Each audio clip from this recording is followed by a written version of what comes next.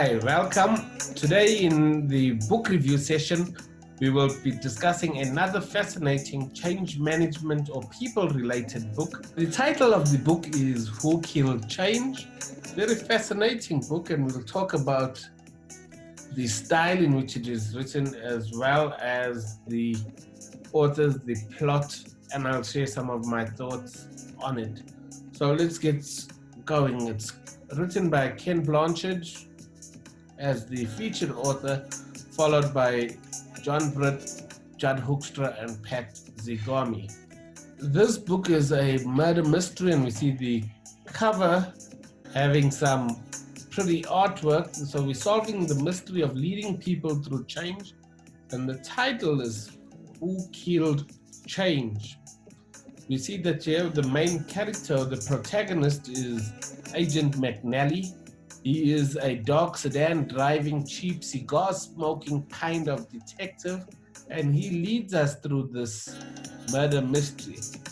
And let's find out who the culprits are behind the failed change efforts at the corporation which the book is based on, called ACME.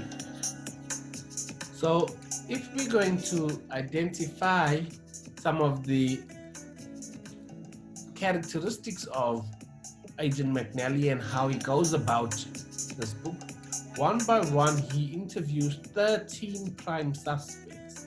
Each one stands for a key attribute that can make or break the change process in any organization. Agent McNally shares his notes and his reflections at the end of each chapter to help us see the picture from a neutral perspective, or that of a management consultant or change consultant. This assists us in understanding what really deserves the attention and what must not be discounted among the claims made by each suspect during their interviews. The plot eventually reveals how each one of them played a role in sabotaging change. So suspects are unique in their names and descriptions, yet at the same time we can easily relate to them and spot them in any organization we work in. The most enthralling aspect of these characters, however, is that each one of their physical descriptions reflects flaws that became a cause of sabotaging change. For example, Claire Communication is suffering from laryngitis.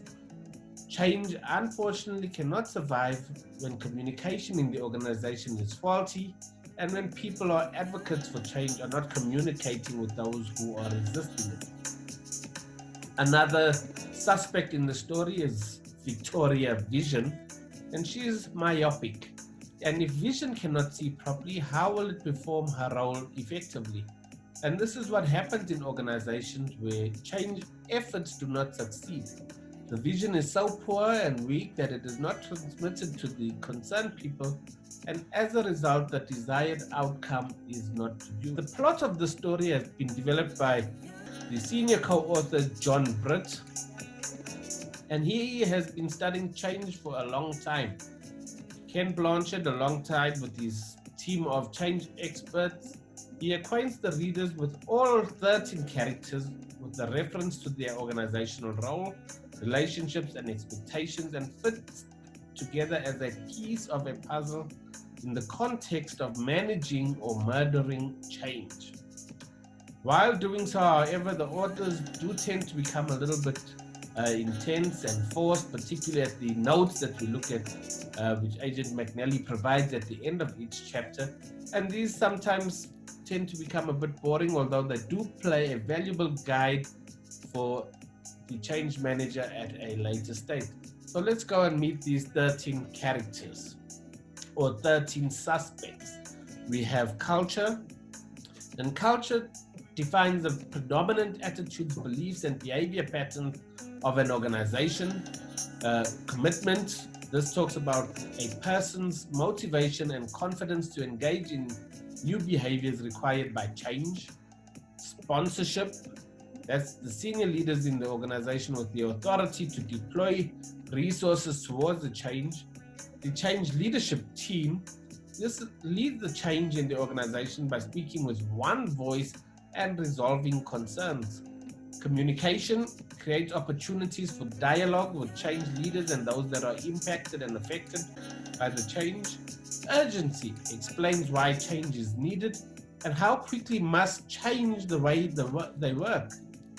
Vision paints a clear and compelling picture of the future state after the change has been integrated. What is that state that we desire to achieve? The plan is a wonderful suspect, and the plan should clarify the priorities of the change relative to others and develop detailed and realistic implementation plans, plus the support infrastructure around it. Budget has got to do with the money and the investment that an organization makes, and analyzes the changes from a financial perspective to determine whether there would be any return on investment from this change and this investment, as well as looking at the resource allocation to make this change happen. The trainer equips staff with the necessary skills and ability needed to succeed in the new way of working. Incentives, and this is the recognition and reward for people that have displayed the right behaviors or the desired behaviors for the change. Suspect number 12, we have performance management. They set the goals and the expectations, track the progress of the project, but also of the people impacted by change and whether they are demonstrating the right changes. And then we have accountability. Accountability follows through to make sure that the people and the leaders are walking the talk. Let's just go into detail with some of the characters or some of the suspects. Let's have a look at culture. Culture plays a critical role in the entire change process.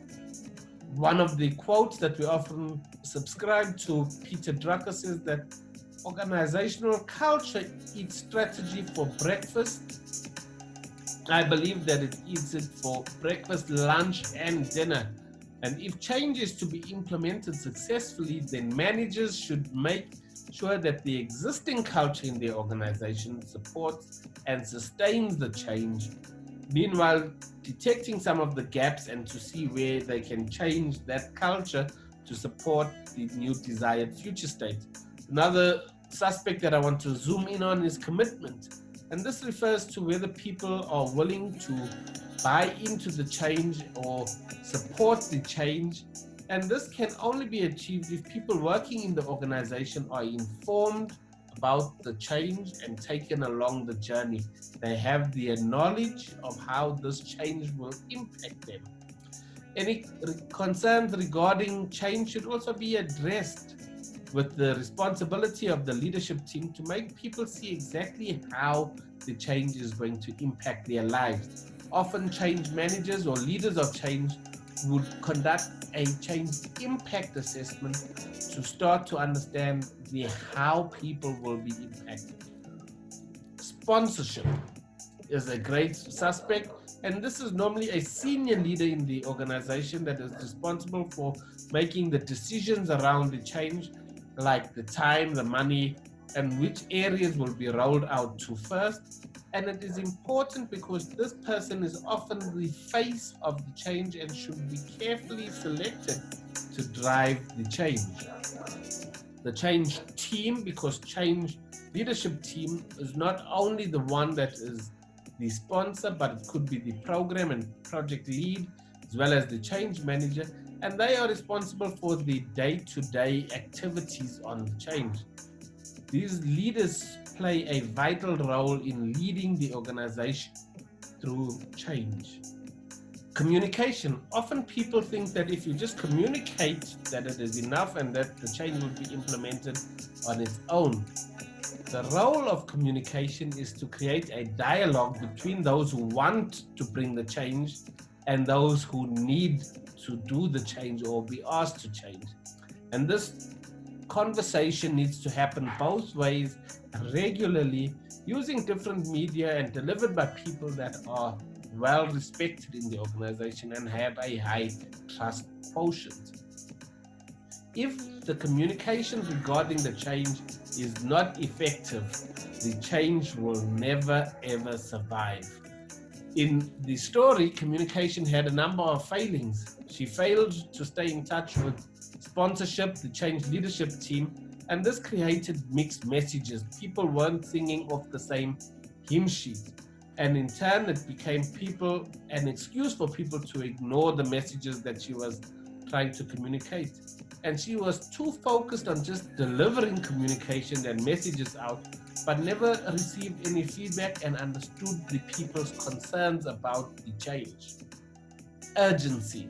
Urgency is for the people to understand the importance of this change, especially if it is a time-sensitive or time-critical change that needs to happen. The risk assessments and associated with the organization taking too long to implement a change will also adversely affect how a change is implemented.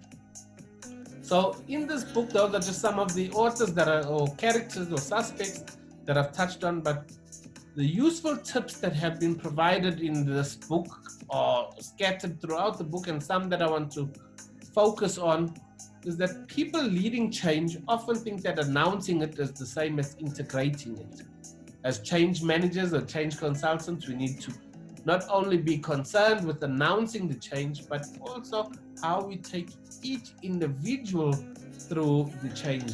Remember, it's not that organizations change, it's individuals in the organization that change.